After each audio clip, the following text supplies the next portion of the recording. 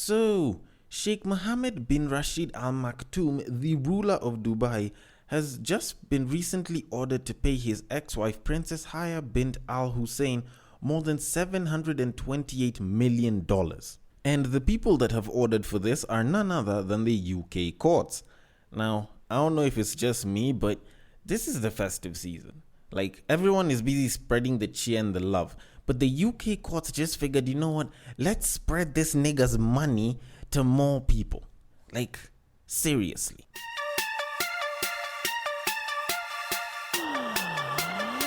Get ready for the battle of the sexes.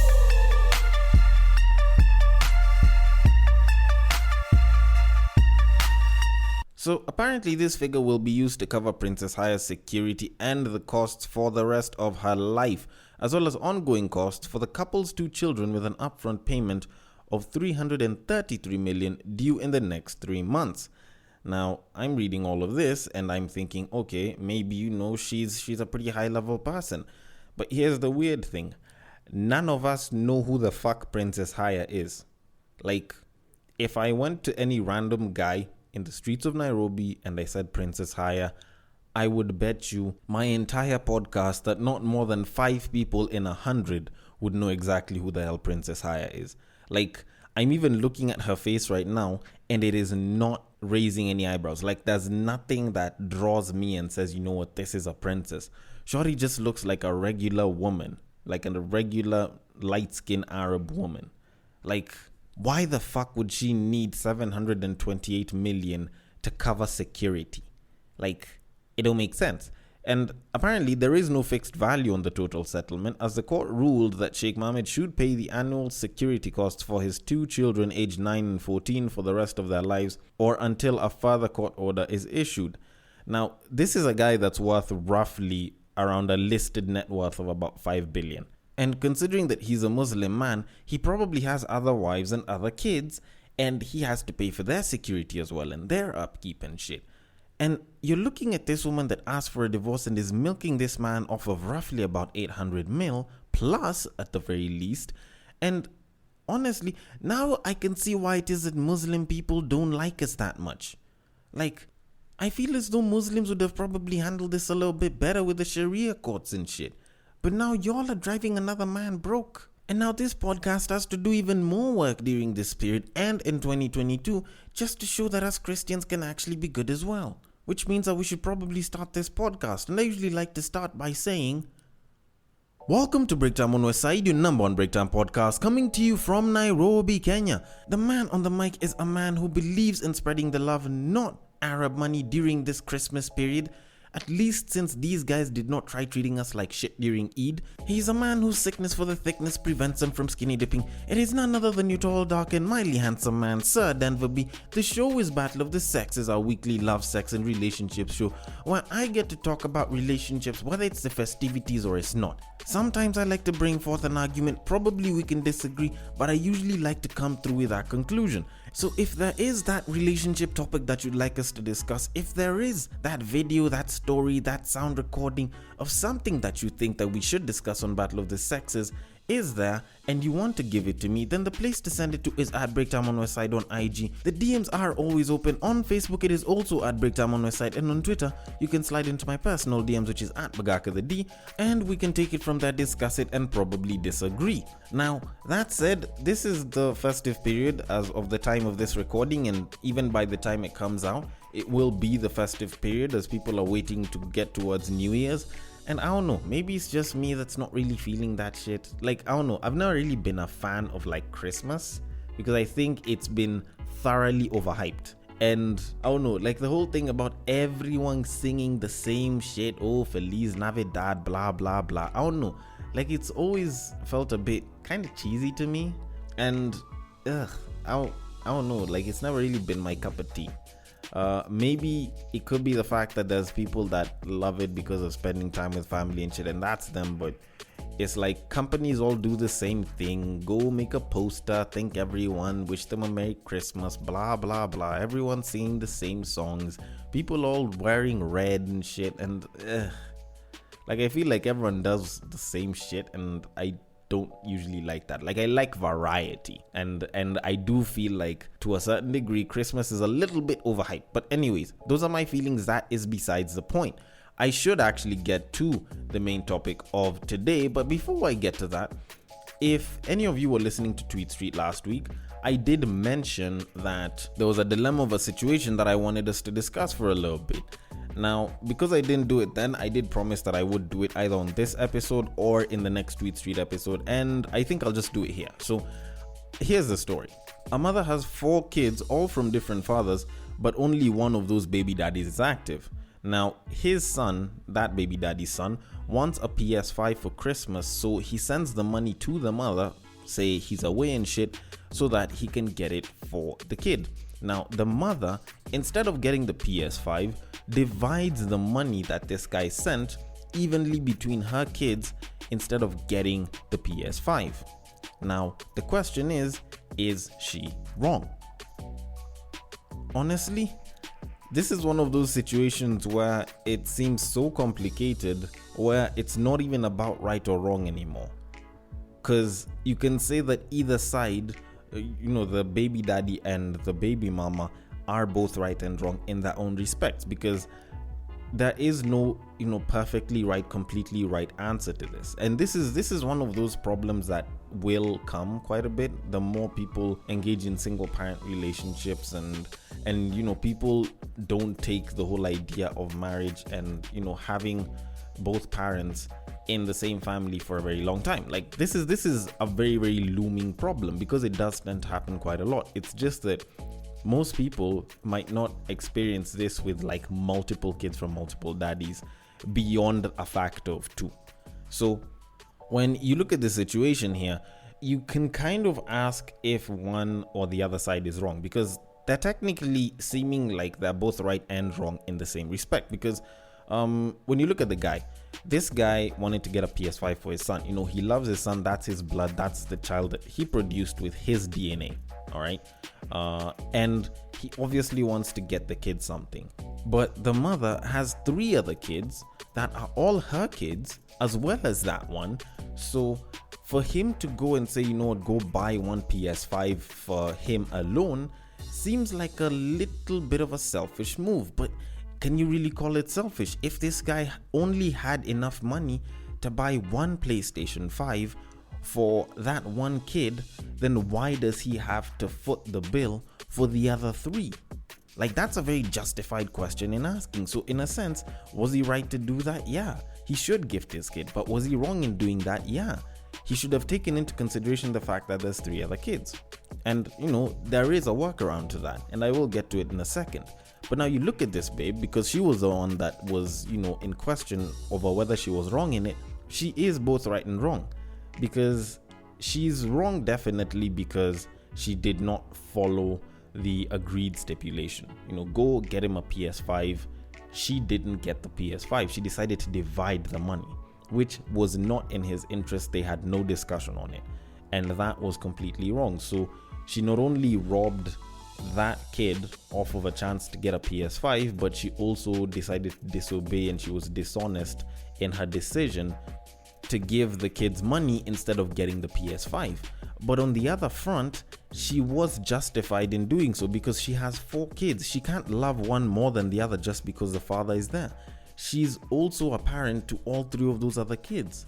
So is it that she's supposed to buy it for that kid alone and be like, no, it's only his because his dad went and got it? Or should she find a way to match up? Now, normally what some people would say is, let the mother go and match up and get something for all the other kids. And you could be right by that, but that's almost in an idealistic way looking at it, as though the woman also has the money to supplement that. And you see that shit happen a lot. You find that, say you have 2 kids from like 2 baby daddies, and like one of those baby daddies is like, oh, I want to take you and my kid for a trip, and I can only pay for the 2 of you. But now this woman has 2 kids, so is it that the trip isn't going to happen because there's another kid there? Or are you guys gonna drop the kid? Or are you gonna find a way and look for money and foot the bill for the other kid? And that's a very complicated situation. So now it gets split on the mindset on which one's right and which one's wrong, because there's gonna be some people that are like, you know what, if you're gonna pay for one of those kids, you might as well pay it for all of them, because they're brothers and it's not like one should receive better treatment than the other. They're all part of one unit. You take one, you take all. And then there's the other mindset, which is like, you know what, that kid is not your problem. You did not produce that kid. That kid has its own father, so it's not your problem to deal with. So go handle your kid, take care of them. You do not need to start spending more and breaking your back a little bit more for that other kid. But at the end of the day, if I'm to narrow it down to this particular story, if I was that woman, or at least if I was the one to advise that woman, instead of distributing the money to all 4 kids, what she could do is probably ask for a little bit more, or if she has a little bit more, and I know this is an assumption, but this is just a suggestion, go get the PS5, but go get it with 4 pads. That way all 4 kids can play, and at the end of it, they might not need to know whose it is particularly, but the fact that all 4 of them can get to enjoy playing the PS5 because they all have 4 pads instead of the PS5 with like 1 pad, then everyone gets to benefit at the end of it. But anyways, that's just how I look at it. And if you do have a different idea, different outlook, a different suggestion, then we can definitely take this one to the DMs, because I need to move it on to our main topic of today. So let us move it on. Now, by the episode number itself, you already know that I've done 100 episodes of Battle of the Sexes. I was pretty much celebrating that shit last week, or whenever it is that you get to listen to episode 100. And while I was celebrating that, I kind of thought about it, because I've been doing this podcast for about 2.5 years now, and I have picked up a couple of things along the way. I've had my mindset shift and reshift. I've learned and unlearned, and even relearned a bunch of things. So I felt like, because this is episode 101, and anyone who knows the term 101 usually knows that you're probably gonna learn something, I figured, how about I give and maybe even teach some of you some of the things that I've learned from doing this podcast, and more so Battle of the Sexes for the past 100 episodes, and also Break Time on West Side for about 2.5 years. And obviously, because of time, I'm going to restrict it to about only 5 of them, and it's just a general 5. It's not the 5 most important or anything. So I'm just gonna start it off. So number 1, all relationships are different. Like, most are similar though, but all relationships are different. And the thing is, I think people kind of get to learn that over time. And yes, some people will say, oh, I already know, but for some reason, it's like it never really clicks to them or makes sense up until they listen to different people giving their relationship stories, different people going through certain things in a relationship. And then you start to realize that the devil is usually in the details. Like, that's kind of why I'm usually against the whole idea of, relationship counseling, or talking to people and counseling them over relationship, or particularly giving like live relationship advice to like people around, because it is something that has been brought forward to me. Guys are like, oh, how about you go and become a relationship counselor? How about you go and talk to people in relationships and charge a fee for it? And I'm like, no, it's the same thing with that. It's the same thing with trying to pick up babes and shit. I'm not a pickup artist. Maybe I can give a couple of tips in an episode, but like going and doing coaching and shit, or like going and doing relationship coaching and advice and shit, the fact that all of them are different and I can't tell you how to handle precisely each and every single relationship means that I'm probably very ill qualified to actually do that. But all in all, a lot of them do have a lot of similarities, and I can talk about them, I can mention them here and there, but not unless if I know the particular relationship and a lot of the intricacies, I can't really give the most accurate advice. But anyways, number 2 is both genders cheat a lot. Both male and female, men and women, guys and girls, ladies and gentlemen, cheat a lot. Like, they cheat, and they cheat a lot. Now, I'm not saying this to mean that transgenders or intersex people do not cheat. Obviously, I think they do cheat. And the reason why I'm saying both genders instead of everyone is because I do not want to make it seem as though every single person actually does it. Yes, there are people that do it. There are places where you find large numbers of people doing it, but I can't mark every single person as guilty of doing it or potentially doing it, because there are people that are genuinely faithful. There are people that are genuinely interested in only being with one person and spending their life with them, or only being with one person at any given time. But that said, guys cheat and they can cheat a lot. Babes cheat and they can cheat a lot. A guy can cheat on a babe with one shorty or multiple. A babe can cheat on a guy with one nigga or multiple. There is nothing particularly special in one or the other.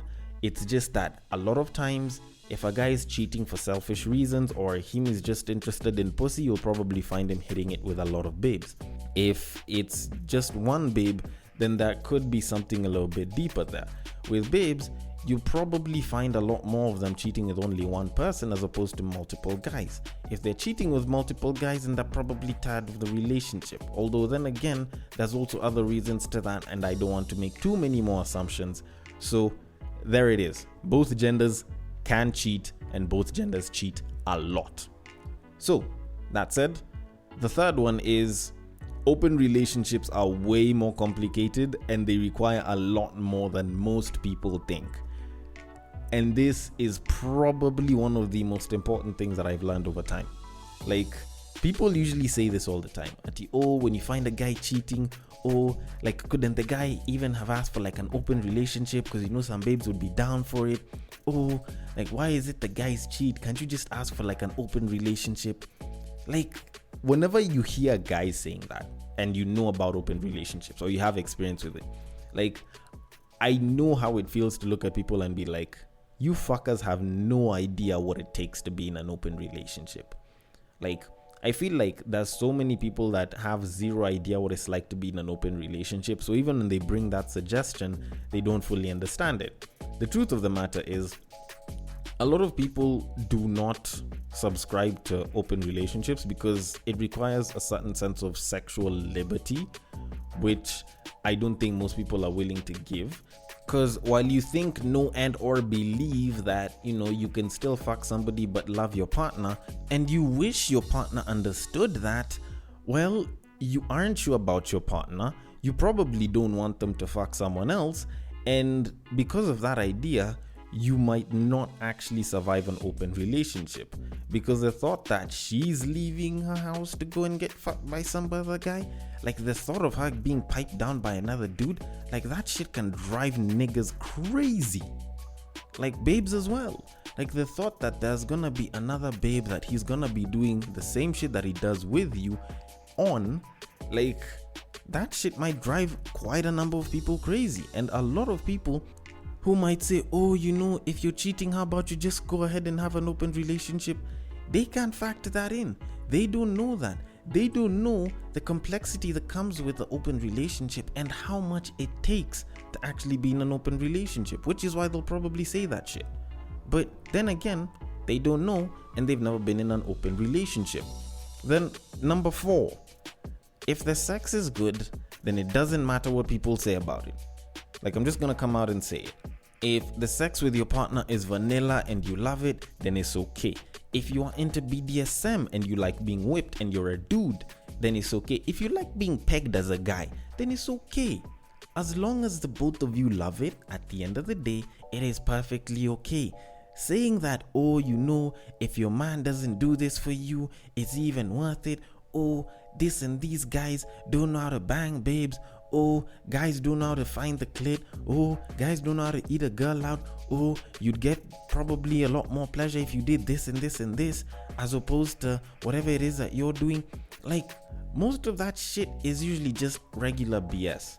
Like, yes, maybe you can go ahead and try it if you want to, but if you and your partner at the time, or the partner that you have, if you and her or you and him are doing the do and you love how it is with the both of you, then it's perfectly okay.